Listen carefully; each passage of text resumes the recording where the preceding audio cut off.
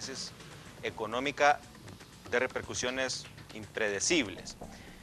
La reciente reunión de los 20 países más ricos del mundo en México hizo evidente que la humanidad va camino a una recesión inevitable y por lo tanto se buscan alternativas para apacar un poco este hecho innegable. Pero hablemos de nuestro país y Honduras. ¿Cómo y qué medidas puede tomar ya la economía nacional? Todos los gremios piden aumentos porque el costo de la vida se ha disparado. Sin embargo, los ingresos del Estado han mermado y la producción nacional ha disminuido. A esto llamamos el Producto Interno Bruto. Cuando compramos más de lo que vendemos, estamos creando un déficit de igual forma. Cuando gastamos más de lo que recibimos, estamos yendo a la quiebra, al endeudamiento. Entonces, ¿cómo detener el endeudamiento acumulativo? Pues viniendo la realidad económica del momento, aceptar que hay que ajustarse a lo que tenemos, a las producciones y no solucionar solo los problemas a base de préstamos, que a la larga va a ser más grave la crisis porque los intereses acrecentarán la deuda. Para el gobierno hay varias opciones. La primera es subir los impuestos, que esto ayudaría a tener recursos para dar aumento, pero repercutiría en la economía general, porque a la larga terminará pagándola el consumidor. La segunda opción es pedir préstamos a largo plazo, lo que deja al gobierno siguiente en una herencia negativa y los mismos problemas afrontados serán más graves. Y la tercera opción, que al parecer la que se pretende tomar, es reducir los gastos del Estado y reducir la burocracia estatal para que el presupuesto rinda y llegue a las clases más necesitadas. Además debe haber una conciencia de trabajo general con menos feriados, más rendimiento, mejor planificación económica y laboral. Medidas como esta tomó el día de ayer el Congreso Nacional, que pretende ahora no pagarle a los diputados faltistas. Para algunos es una buena medida, aunque un tanto tibia y tardía, debido a que ya se gastó más del 77% del presupuesto para este año 2012, por lo que queda muy poco presupuesto para el Congreso. Esta situación ha desatado un debate político, ya que estamos en un año político en el cual se buscan culpables, culpables en el actual gobierno, en los dos gobiernos anteriores, y esto ha causado también un poco de escozor entre los políticos. Hoy nos acompaña nuestro distinguido invitado, el abogado Enrique Flores Lanza. Él es ex ministro de la Presidencia durante el gobierno de Manuel Zelaya Rosales y actualmente es candidato a diputado por el Partido Libre, que nos va a vertir sus opiniones sobre esta situación que estamos viviendo y también esclarecer un poco sobre muchos escándalos que por los momentos se achacan al gobierno de Manuel Zelaya Rosales. Esta economía, grave crisis económica, proviene de gobiernos anteriores o mala administración de este gobierno. ¿Cuáles serán sus valoraciones? Muy buenos días, abogado, bienvenido. Buenos días, Marvin, muchas gracias por permitirnos estar aquí en tu programa.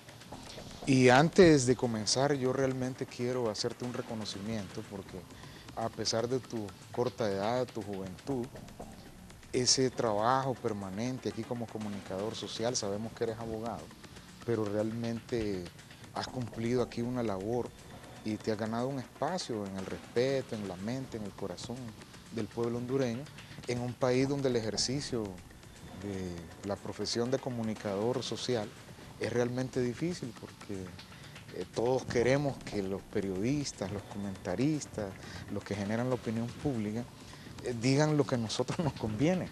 Y cuando no es así, sabemos que hay repercusiones y formas de persecución que no necesariamente tienen que ser violentas, sino que sí, con la exclusión. Y en este programa sabemos que nadie es dueño de la verdad, Marvin, pero el labor, la tarea, la misión del comunicador es buscar la verdad. Muchas buscarla gracias, de manera permanente, así que yo me siento honrado de estar aquí esta mañana contigo, Marvin. Muchas gracias, aprecio muchas palabras, abogado. Antes de iniciar, abogado, sabemos que a partir del golpe de Estado ha vivido usted momentos muy difíciles, en el cual pues se habló de mucha corrupción en el gobierno anterior. Tuvimos un gobierno interino durante algunos meses que no pudo poder solucionar, tuvo un difícil problema en el plano económico y este gobierno ha dejado de hacer muchas cosas, lo que nos ha desembocado en esta grave crisis económica. Este gobierno particularmente, lamentablemente, se ha caracterizado por tener escándalos de corrupción casi semanales, desde arrozazos, pasaportazos, maletitos, en fin, muchos casos que trascienden en los medios de comunicación, pero no se resuelven realmente por las vías judiciales. Me ponen aquí, por favor, la primera foto. Primero, para consultarle, abogado, el famoso caso que se dio en el 2009, conocido como el carretillazo de los 40 millones.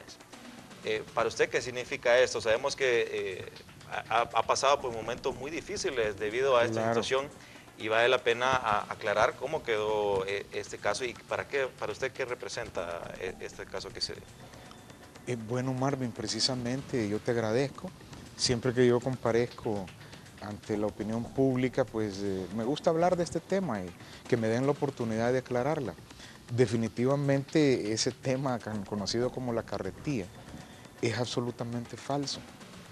Fue realmente una invención para tratar de manchar la imagen de Mel Zelaya, de sus más cercanos colaboradores.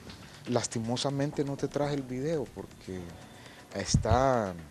hubo una entrevista que le hicieron al régimen de Micheletti, a Micheletti cuando estaba de usurpador como presidente, de la cadena Fox News. La cadena Fox News, tú conoces qué es, ¿verdad?, en Estados Unidos. Sí. Nosotros ahí no tenemos la posibilidad, ni siquiera tal vez de poder hablar con el director de esa cadena.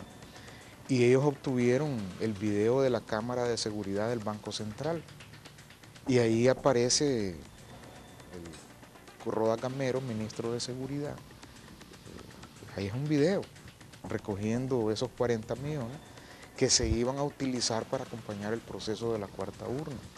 No obstante, aquí los medios de comunicación, digo yo de manera cobarde porque me tenían los corporativos, no me refiero a por darles una denominación, durante 2 años hicieron una campaña de terrorismo mediático en contra nuestra. Esto está documentado en la CIP, en la Comisión Interamericana de Derechos Humanos. Solo los medios escritos como El Heraldo, la prensa, sacaron 1.400 noticias en contra mía en los 6 meses posteriores al golpe de Estado. O sea, había alrededor de unas 5 o 7 noticias diarias, entre caricaturas, noticias, comentarios. Entonces yo volví a mi patria porque yo me sé inocente. Vine a rendir cuentas como lo hicimos. Con Mel elaboramos y redactamos la ley de transparencia y acceso a la información pública. El día que Mel tomó posesión la remitimos al Congreso Nacional. Él me encomendó eso a mí.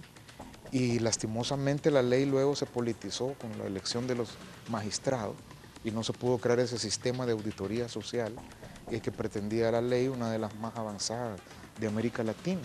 Entonces yo me presenté voluntariamente a la justicia y en un acto de sicariato judicial, como lo bautizamos y como la sociedad hondureña lo conoció, me tuvieron de manera injusta 6 meses preso.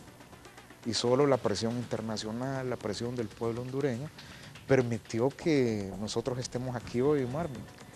Y yo no me enojo cuando a mí me preguntan, al contrario, porque siempre hemos tenido una lucha permanente en contra de la corrupción.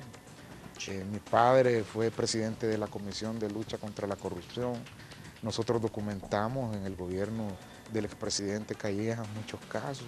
Tuvimos a nuestro cargo, nos lo encomendó el presidente Reina, los casos de Ciudad Mateo, y un funcionario debe rendir cuentas. Así que yo puedo traerte ese video, porque no lo... Sí. O sea, no es más que una cadena norteamericana independiente que tomó esas de las cámaras de seguridad del Banco Central, y ahí está la verdad sobre el famoso carretillazo. Sí, ahí tenemos. Y yo, como me sé inocente, repito, yo vine aquí a rendir cuentas. Y está en un sitio de www.respaldo Flores Lanza. Ahí cualquiera puede mirar ese video, así que no es tampoco. Sí. Bueno, ahí teníamos la fotografía. Ahora, me llama la atención porque me gustaría conocer su opinión, porque ahora se ha vertido, el presidente Lobo ha dado pues una iniciativa en la cual pretende despenalizar los delitos al honor. ¿Cuál es su valoración sobre esta situación? Usted que se ha visto afectado de alguna manera por los medios, por estas facilidades que hay, a pesar de que ya está tipificado los delitos contra el honor.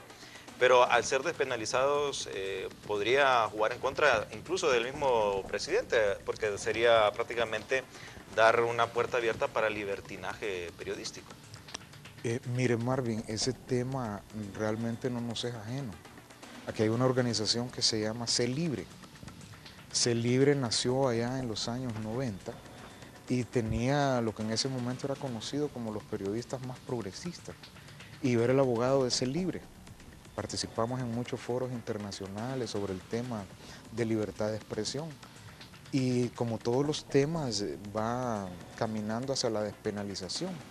Porque si usted analiza la situación actual, usted no puede deducir responsabilidad civil, o sea, una indemnización de daños y perjuicios, si no consigue primero una condena de la querella de calumnias, injurias o difamación en materia penal. Entonces, más bien eso es un escudo en contra de los dueños de medios o de los que se exceden en el ejercicio del periodismo. Porque yo le garantizo que si usted le pudiera poner una demanda millonaria, vaya, en el caso nuestro, al Heraldo, a la prensa, ellos se cuidarían mucho. Pero como ahora lo único que uno puede hacer es ir a querellarlo, y además le toca querellar al director del medio y no al dueño del medio de comunicación, y ellos le ponen un abogado y le dan largas a ese asunto que puede tardar, usted sabe cómo es la justicia. Sí, un año y medio, hasta 2 años. No, ojalá, yo acabo de ganar un juicio, el de los pobladores del Berrinche, por una indemnización, toda la pobrería que no les pagaron, ahí la colonia Soto, arriba del mercado, sentencia de primera instancia después de 13 años. 13 años. Esa es la justicia que tenemos. Entonces, más bien eso se convierte en un obstáculo, porque ese tema del bien jurídico tutelado, que es el honor, lamentablemente en un estado donde lo que priva es el valor del dinero, o sea, en un estado capitalista, neoliberal, donde se sacrifica al ser humano por el dinero, eso es lo que más le preocupa a un empresario. Entonces el empresario dice, no, si fulano acusa, que acuse ahí al director del medio, para eso lo tengo ahí, yo le pongo unos abogados y le damos largas a eso, después lo conciliamos. Pero Considera entonces positivo porque va a abreviar entonces el proceso que se puede seguir en la vía civil, al ya no tener que agotar la instancia penal. Cuando nosotros entramos en ese campo civil que afecta el patrimonio, los medios de comunicación se vuelven mucho más serios, mucho más responsables. Fíjese que en Nicaragua tenían el mismo problema que tenemos aquí del amarillismo periodístico. Esas fotos horribles de seres humanos desmembrados que sacaban en algunos canales amarillistas, en algunos periódicos, ¿verdad? Aquellas cosas ofensivas, ¿verdad? Sí. Y entonces solo metieron una ley y dijeron, no es prohibido sacarlo, pero para sacarlo deben de tener el permiso de los familiares. Y si no han tenido el permiso de los familiares pueden demandar una indemnización. Ahí se acabó el problema. Sí. Ya hubo. Entonces realmente nosotros creemos que el ámbito penal no debe de estar, no debe haber esa posibilidad, sino que más bien esto, si lo mandamos al campo civil, creo yo que va a haber muchas más posibilidades de un control efectivo, que no es en contra de la libertad de expresión, sino que simple y sencillamente, como en cualquier otra profesión, que haya un ejercicio objetivo, profesional, serio y no manipulado. Bueno, justamente me pone la siguiente fotografía, por favor. Ya nos explicaba esta situación y precisamente me llamaba la atención porque sí, todavía se acuña el término de sicariato judicial. ¿Considera que todavía existe el sicariato judicial? ¿A qué refieren cuando habla de sicariato judicial? Mire, el sicariato es una figura que surge cuando el Imperio Romano dominaba el mundo. Uno de los pueblos más sojuzgados por los romanos era el pueblo judío. El pueblo judío en Jerusalén desarrolló un grupo especializado que le llamó los sicari. Los sicari se encargaban de ir a los campamentos militares romanos por la noche y su única misión era ir a degollar soldados romanos. O sea que mataban por encargo, ¿verdad? Por una misión que tenían ellos. En ese tiempo la liberación del pueblo judío. Entonces de ahí la palabra sicario se fue aplicando a aquellos que por encargo, a cambio de una prebenda, de una recompensa, de un beneficio, de su comodidad, de su puesto, entonces tuercen la ley, en el caso de los jueces. Mire, cuando yo llegué y me presenté de manera voluntaria, y el juez, antes de empezar el juicio, me dice, no, usted tiene que pagar 27 millones de fianza. Algo nunca antes visto en toda la historia de Honduras. Ni siquiera se ha puesto a criminales peligrosos, narcotraficantes. Y si no, usted va a empezar el juicio preso. Y no vio ninguna consideración, no miró documentos, sino que tomó su teléfono y empezó a recibir instrucciones, órdenes superiores. El día anterior ya nosotros sabíamos lo que le habían ordenado. Precisamente, no me puede dejar mentir, Gianni Rosenthal, que es mi amigo, habló con el presidente de la Corte, porque como estábamos dentro del mismo partido en ese momento, y entonces él primero le había dicho, no, no hay problema, va a ser normal, porque nosotros no pedimos ningún privilegio, simple y sencillamente que nos traten como a todas las demás personas. Pero él le dijo, no, mire, aquí que le va a pasar esto, exacto, los 27 millones. David Romero Erler lo denunció a las 7 de la mañana en Radio Globo. Y eso exactamente, esa orden que nosotros ya sabíamos, porque el juez tiene que tomar la decisión en vista de los documentos. Tiene que ver el arraigo, la peligrosidad, si esta persona se puede fugar, qué capacidades tiene para cometer crímenes, o sea, toda una consideración que él tiene que hacer en la valoración, pero no, él ya tenía una orden. Sí. Entonces fue ahí que cuando yo salgo, cuando ya me llevaban preso, entonces yo enfrenté ahí a la prensa y les dije, oigan bien esto, se ha cometido un acto de sicariato judicial. Y eso tomó carta de ciudadanía, ¿verdad? Sí, hasta el día de hoy. Entonces, mire, con respecto a esas fotos al principio, yo reto a cualquiera que me enseñe una foto, un video, un documento donde Flores Lanza tenga que ver con sustracción de fondos del Banco Central. Es una historia que no resiste ni la inteligencia normal de un ser humano, que yo como ministro de la Presidencia llegué al Banco Central, que tiene normas de seguridad muy estrictas, dije, ábranme las bóvedas y que llené unas carretas de dinero y me las llevé para mi casa. No, entonces, si alguien tiene alguna foto, video, yo lo reto aquí.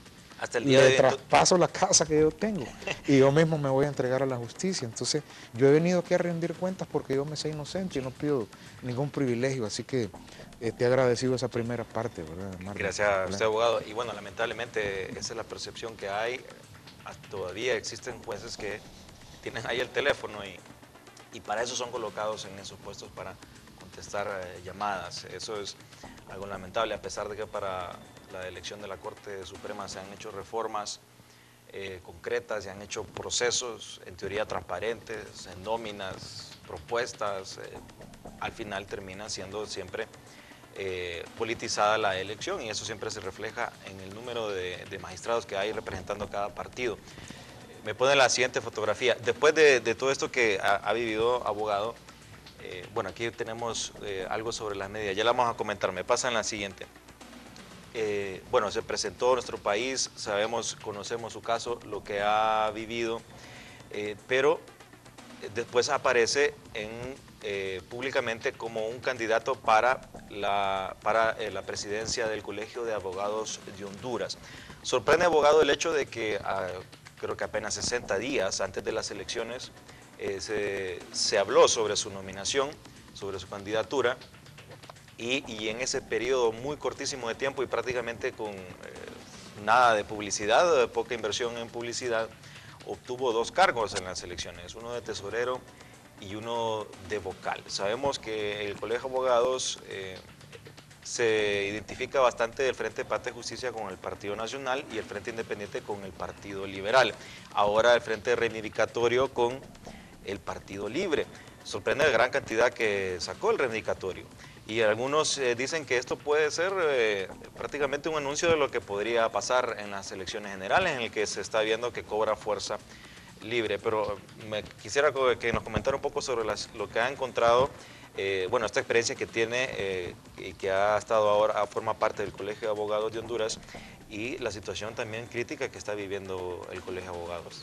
Sí, gracias Marvin. Mira, Honduras vive tiempos de cambio que se reflejaron incluso en una institución tan conservadora como es el Colegio de Abogados. Yo sostengo que en Honduras no hay justicia. En las últimas encuestas, el 98% de los hombres y mujeres de este país dicen que no tienen ninguna confianza en el sistema de administración de justicia.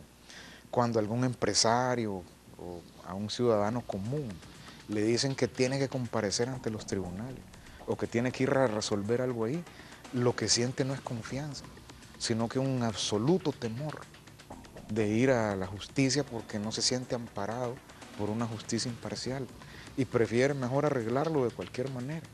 O sea, nadie cree en la justicia en Honduras y eso es una argolla que va desde las facultades de Derecho, Corte Suprema, Ministerio Público, Colegio de Abogados, donde se han coludido un pequeño grupo para beneficiar algunos intereses concretos. Sí. Entonces, abogado, la falta de institucionalidad, ¿verdad? Es el problema sí, que tenemos ahí. antes de desarrollar el tema, Sí. disculpe que le interrumpa, abogado, pero es que tenemos un enlace en vivo porque vamos a hacer un pequeño paréntesis. Se han anunciado algunas manifestaciones para el día de mañana por parte del magisterio, que también es Correcto. otro gremio que está afectado. Prácticamente todos los gremios de la sociedad están sufriendo una crisis y tenemos a Jacqueline Herrera en el Aeropuerto Internacional de Toncontín junto a un dirigente magisterial. Muy buenos días, Jackie. ¿Con quién te encuentras? Dinos. Muy buenos días. Efectivamente, como usted ha mencionado, la dirigencia magisterial ha anunciado de que el día de mañana retornan nuevamente a las calles